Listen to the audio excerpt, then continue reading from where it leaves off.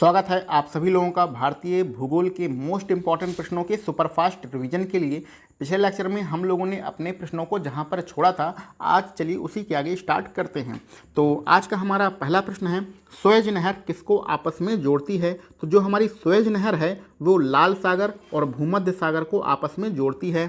तो लाल सागर और भूमध्य सागर को आपस में जोड़ने वाली जो नहर है उसको हम लोग सुएज नहर के नाम से जानते हैं। अगला हमारा प्रश्न है सू नहर, जिसको हम लोग कभी कभी सू सेंट मेरी भी कहते हैं। तो सू नहर अथवा सू सेंट मेरी नहर किसको आपस में जोड़ती है? तो जो सू नहर है वो सुपीरियर झील और ह्यूरॉन झील को आपस में जोड़ती है। ये दोनों झीलें सुपीरियर और ह्यूरॉन आपके अमेरिका में हैं। तो सुपीरियर और ह्यूरॉन झील को जोड़ने वाली जो नहर है उसको हम लोग सू नहर के नाम से जानते हैं। अगला प्रश्न है कील नहर किसको आपस में जोड़ती है? तो कील नहर उत्तरी सागर और बाल्टिक सागर को आपस में जोड़ती है। तो उत्तरी सागर और बाल्टिक सागर को आपस में जोड़ने वाली जो नहर है उसका नाम है कील नहर। तो ये हमारे कुछ 2-4 प्रश्न आपके विश्व भूगोल से संबंधित प्रश्न हैं, इसको भी आप देख लीजिए। चलिए आगे बढ़ते हैं। एक समुद्री मील किसके बराबर होता है? तो जो एक समुद्री मील होता है वो 1852 मीटर के बराबर होता है। ये डाटा आप रट लीजिएगा, बहुत बार परीक्षा में पूछा गया है कि एक समुद्री मील कितने मीटर के बराबर होता है। एक समुद्री मील 1852 मीटर के बराबर होता है। चलिए आगे बढ़ते हैं। समुद्र और वायुयान की दूरियां किस में नापी जाती हैं? तो समुद्र और वायुयान की जो दूरियां होती हैं वो समुद्री मील में नापी जाती हैं, जिसको हम लोग नॉटिकल भी कहते हैं। तो समुद्र और वायुयान की जो दूरियां होती हैं वो नॉटिकल में नापी जाती हैं और इसे हम लोग समुद्री मील भी कह सकते हैं। सर्वाधिक अधिक घना आबादी वाला सार्क देश कौन सा है? तो इसमें कहने का मतलब है कि जितने भी हमारे सार्क देश हैं उसमें सबसे ज़्यादा घनी आबादी वाला देश कौन सा है? तो सार्क देशों में सबसे ज़्यादा घनी आबादी वाला देश है, उसका नाम है बांग्लादेश। आगे बढ़ते हैं। भारत में सबसे ऊंचा बांध कौन सा है? तो भारत में सबसे ऊंचा जो बांध है वो टिहरी बांध है, जो कि उत्तराखंड राज्य में है और किस नदी पर बनाया गया है? भागीरथी नदी पर बनाया गया है। तो भारत का सबसे ऊंचा बांध टिहरी बांध है, जो भागीरथी नदी पर बना हुआ है और किस राज्य में है? उत्तराखंड राज्य में है। भारत का सबसे लंबा बांध कौन सा है? तो भारत का सबसे लंबा बांध हीराकुंड बांध है, जो कि महानदी पर बनाया गया है और किस राज्य में है? उड़ीसा राज्य में है। भारत का सबसे लंबा बांध हीराकुंड बांध, सबसे ऊंचा बांध टिहरी बांध। हीराकुंड बांध कहाँ पर है? उड़ीसा के महानदी पर है। और सबसे ऊंचा बांध टिहरी बांध कहाँ पर है? उत्तराखंड के भागीरथी नदी पर है। तो इन सारे प्रश्नों को आप रट लीजिएगा, ये आपके परीक्षाओं में बार बार पूछे जाने वाले प्रश्न हैं। चलिए आगे बढ़ते हैं। पृथ्वी की आंतरिक संरचना का निर्माण किससे हुआ है? तो पृथ्वी की जो आंतरिक संरचना है उसका निर्माण जो है सियाल, सीमा और निफे से हुआ है। तो यहाँ पर समझ लीजिएगा, सियाल का मतलब होता है SIAL, ठीक है। सीमा का मतलब होता है SIMA और निफे का मतलब होता है NNE और निफे NFE NIFE। तो सियाल यानी SIAL का मतलब होता है, SI मतलब होता है सिल्का, AL मतलब होता है एल्युमिनियम। सीमा में जो SI है इसका मतलब होता है सिल्का और MA का मतलब होता है मैग्नीज। आगे निफे में NI का मतलब होता है निकेल और FE का मतलब होता है फेरस मतलब होता है आयरन। तो ये इसके कोड वर्ड में नाम है, सियाल, सीमा, निफे। इन्हीं से हमारी पृथ्वी की संरचना का, आंतरिक संरचना का निर्माण हुआ है। अब आगे बढ़ते हैं। पृथ्वी का जो केंद्रीय कोड है जिसको हम लोग निफे कहते हैं, ये किससे बना हुआ है? तो पृथ्वी में जो केंद्रीय कोड है यहाँ पर जो आपको बताया गया, सियाल, सीमा, निफे। तो निफे सबसे अंदर होता है, उसके ऊपर सीमा होता है और सबसे ऊपर क्या होता है? सियाल होता है। तो केंद्रीय कोड में कौन होता है? निफे होता है। निफे में अभी आपको बताया गया है NIFA। तो निफे का मतलब होता है, NI का मतलब होता है निकेल और FE का मतलब होता है फेरस मतलब होता है लोहा। तो जो केंद्रीय कोड किससे बना है? निफे से बना है और निफे में क्या क्या होता है? निकेल और लोहा होता है। चलिए आगे बढ़ते हैं। प्रशांत महासागर का चौराहा किसे कहते हैं? तो प्रशांत महासागर का चौराहा हवाई द्वीप को कहते हैं और किस देश में है? ये आपके अमेरिका में है। आगे बढ़ते हैं। हरिकेन और टार्नेडो ये चक्रवात कहाँ पर आते हैं? तो हरिकेन और टार्नेडो चक्रवात ये अमेरिका के पूर्वी तट पर आते हैं। संयुक्त राज्य अमेरिका के पूर्वी तट पर हरिकेन और टॉर्नेडो चक्रवात आते हैं। चलिए आगे बढ़ते हैं। सारगैसो सागर कहाँ पर है? तो जो आपका सारगैसो सागर है ये बहुत ही ज़्यादा इंपॉर्टेंट सागर है। ये आपका कहाँ पर है? अटलांटिक महासागर में है। अब ये इम्पॉर्टेंट क्यों है? इम्पॉर्टेंट इसलिए है कि सारगैसो सागर में आपका शैवाल पाई जाती है जिसका नाम है सारगैसो, उसी के नाम पर सारगैसो सागर इसका नाम पड़ा हुआ है। ये इतनी बड़ी बड़ी शैवाल होती हैं कि ये पानी के जहाज़ों को आपस में डुबो देती हैं। ठीक है, तो इसी का नाम यहाँ पर क्या है? सारगैसो सागर आपका इम्पॉर्टेंट है। आगे बढ़ते हैं। वायुमंडल में सर्वाधिक मात्रा में कौन सी गैस पाई जाती है? तो ये तो आपको रटा होना चाहिए कि वायुमंडल में सर्वाधिक मात्रा में नाइट्रोजन गैस पाई जाती है। और कितने प्रतिशत?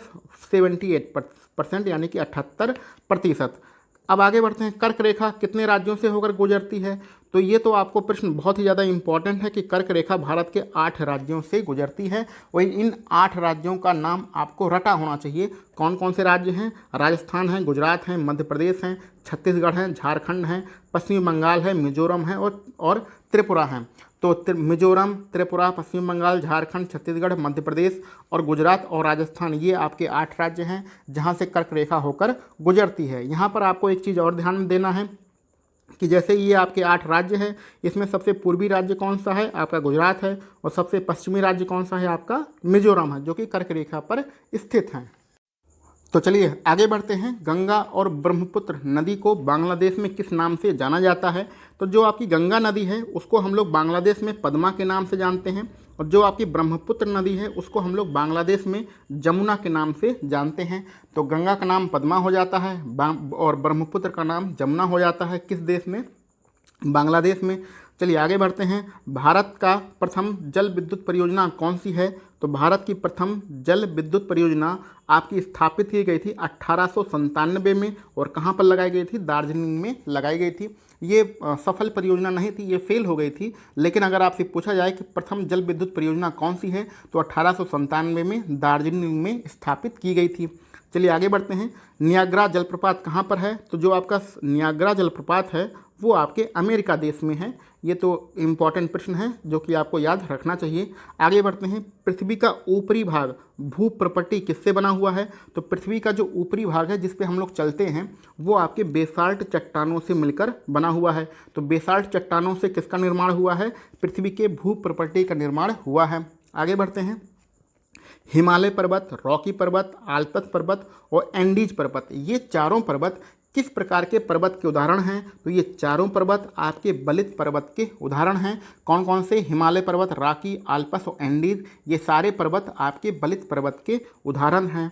विश्व का सर्वाधिक ऊंचा टावर कहाँ पर है? तो विश्व का सबसे बड़ा ऊंचा जो टावर है वो आपके किंगडम टावर है, जिसका निर्माण 2019 में किया गया। तो 2019 में किंगडम टावर का निर्माण किया गया, जो कि विश्व का सबसे ऊंचा टावर है। विश्व का सबसे बड़ा बंदरगाह कहाँ पर है? तो विश्व का सबसे बड़ा जो बंदरगाह है वो आपके अफ्रीका देश में है। गोंडवाना कोयला क्षेत्र कहाँ पर है? तो जो गोंडवाना क्षेत्र है आपको याद होना चाहिए आपके भारत के मध्य प्रदेश में है। तो मध्य प्रदेश राज्य में गोंडवाना क्षेत्र है, यहाँ पर कोयला बहुत ज़्यादा मात्रा में पाया जाता है, इसलिए इस पूरे क्षेत्र को गोंडवाना कोयला क्षेत्र के नाम से जानते हैं। अगला हमारा प्रश्न है, चाय की खेती के लिए सबसे उपयोगी मिट्टी कौन सी है? तो ये आपके हजारों बार परीक्षा में पूछा जा चुका है कि चाय की खेती के लिए सबसे उपयोगी मिट्टी कौन सी है। तो चाय की खेती सबसे ज़्यादा आपके लैटराइट मिट्टी में होती है। और यहाँ पर आप अपना कुछ कॉमन सेंस लगा सकते हैं कि चाय की खेती आपके होती कहाँ पर है? पश्चिम बंगाल में, यानी कि दार्जिलिंग वाले इलाके में होती है, असम में होती है। तो यानी कि पश्चिम बंगाल और असम में कौन सी मिट्टी पाई जाती है? लैटराइट मिट्टी पाई जाती है। तो एक प्रश्न पढ़ने से 2-4 प्रश्न आप अपने दिमाग में घुमा सकते हैं। अगर आपसे पूछ लिया जाए कि असम में सबसे ज़्यादा कौन सी मिट्टी पाई जाती है और पश्चिम बंगाल के जो ऊपरी वाला यानी उत्तरी भाग है वहाँ पर सबसे ज़्यादा मात्रा सर्वाधिक मात्रा में कौन सी मिट्टी पाई जाती है, तो आप नाम देंगे लैटराइट मिट्टी पाई जाती है। ये आपने पढ़ा नहीं है प्रश्न, लेकिन आप कॉमन सेंस से सोच सकते हैं कि चाय की खेती इन्हीं क्षेत्रों में होती है, इसलिए यहाँ पर लैटराइट मिट्टी पाई जाती होगी। तो इस प्रकार बहुत सारे प्रश्नों का निर्माण हम लोग अपने दिमाग के माध्यम से कर सकते हैं, अपने कॉमन सेंस के माध्यम से कर सकते हैं। जैसे कि आप यहाँ पर अगला प्रश्न पढ़िए कि कपास की खेती के लिए कौन सी मिट्टी उपयोगी है। तो कपास की खेती के लिए यहाँ पर लिखा गया है काली मिट्टी उपयोगी है। ये तो आपने एक छोटा सा प्रश्न पढ़ लिया, लेकिन इसी के आधार पे आप 4-5 प्रश्न बना सकते हैं। कैसे? अब थोड़ा सा कॉमन सेंस लगाइए। सर्वाधिक सूती वस्त्र कारखाना कहाँ पर है? महाराष्ट्र में है, यानी कि महाराष्ट्र में सबसे ज़्यादा सूती वस्त्र का उत्पादन होता है। ठीक है, अब सूती वस्त्र का कारखाना लगा क्यों होगा? क्योंकि सूती कपड़े कपास से बनाए जाते हैं, यानी कि कपास सर्वाधिक मात्रा में कहाँ होती है? आपके महाराष्ट्र में होती है। अब कपास सर्वाधिक मात्रा में महाराष्ट्र में ही क्यों होगी? क्योंकि महाराष्ट्र में काली मिट्टी पाई जाती है। ठीक है, काली मिट्टी में कपास का उत्पादन सर्वाधिक मात्रा में होता है। तो यहाँ पर आपका एक प्रश्न और बन गया है कि महाराष्ट्र में किस प्रकार की मिट्टी पाई जाती है? तो महाराष्ट्र में काली मिट्टी पाई जाती है, जिसमें कपास का उत्पादन सर्वाधिक मात्रा में होता है। कपास का उत्पादन होने से वहाँ पर सूती कपड़े की मिलें सर्वाधिक मात्रा में हैं, इसलिए सूती वस्त्र का सर्वाधिक उत्पादन कहाँ पर होता है? आपके महाराष्ट्र में ही होता है। चलिए आगे बढ़ते हैं। सर्वाधिक चांदी उत्पादन करने वाला राज्य कौन सा है? तो सबसे ज़्यादा चांदी उत्पादित करने वाला राज्य नहीं, यहाँ पर देश के बारे में पूछा गया है। तो सबसे ज़्यादा चांदी जो है आपके मैक्सिको देश में होती है। लोहे का सर्वाधिक मात्रा कहाँ पर पाई जाती है? तो लोहे की सर्वाधिक मात्रा किस प्रकार की चट्टानों में पाई जाती है? यहाँ पर ये पूछा गया है। तो लोहे की सर्वाधिक मात्रा आपकी बेसाल्ट चट्टानों में पाई जाती है। पृथ्वी की ऊपरी परत को क्या कहते हैं? कि पृथ्वी की जो ऊपरी परत है, अभी आपको बताया था, सियाल कहते हैं। सियाल किससे बना होता है? SIAL। इसमें क्या क्या पाया जाता है? SI मतलब होता है सिल्का और AL मतलब होता है एल्युमिनियम। तो पृथ्वी की ऊपरी परत किससे बनी है? सियाल से बनी है। इसमें कौन कौन सा तत्व पाया जाता है? सिल्का और एल्युमिनियम। चलिए आगे बढ़ते हैं। पृथ्वी पर दिन रात बराबर कब होते हैं?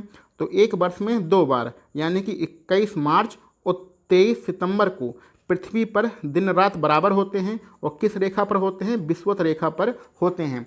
तो दिन रात बराबर कब होते हैं? आप ध्यान में रखिएगा, 21 मार्च जो कि आपका आने वाला है और 23 सितंबर को दिन रात बराबर होते हैं। एशिया और यूरोप में घास के मैदानों को क्या कहते हैं? तो एशिया और यूरोप महाद्वीप में जो घास के मैदान हैं उन्हें हम लोग स्टेपेज के नाम से जानते हैं। मकराना संगमरमर की खानें कहाँ पर है? तो जो आपके मकराना संगमरमर हैं इसकी खानें आपके राजस्थान राज्य में हैं। आप जिस भी क्षेत्र में रहते होंगे, जिस भी शहर में रहते होंगे, वहाँ पर आपने बहुत दुकानों के देखे होंगे मकराना मार्बल्स के नाम से दुकानें हैं, यानी कि वो लोग मकराना के संगमरमर के पत्थर बेचते हैं। और ये मकराना संगमरमर के पत्थर मंगाए कहाँ से जाते हैं? राजस्थान राज्य से मंगाए जाते हैं। अंतर्राष्ट्रीय तिथि रेखा कहाँ से होकर गुजरती है? तो जो अंतर्राष्ट्रीय तिथि रेखा है वो आपके बेरिंग स्ट्रेट से होकर गुजरती है। तो बेरिंग जल संधि से होकर आपकी अंतर्राष्ट्रीय तिथि रेखा गुजरती है। तो आज के लिए हम लोग बस इतने ही प्रश्न रखते हैं। इसके आगे के प्रश्न हम लोग अपने अगले लेक्चर में सॉल्व करेंगे। आज इस वीडियो में कुछ विश्व भूगोल से ही संबंधित प्रश्न थे, तो उसको भी आप देख लीजिएगा। तो चलिए मिलते हैं हम लोग अपने अगले लेक्चर में कुछ महत्वपूर्ण प्रश्नों के साथ। आप सभी लोगों को वीडियो देखने के लिए बहुत बहुत धन्यवाद।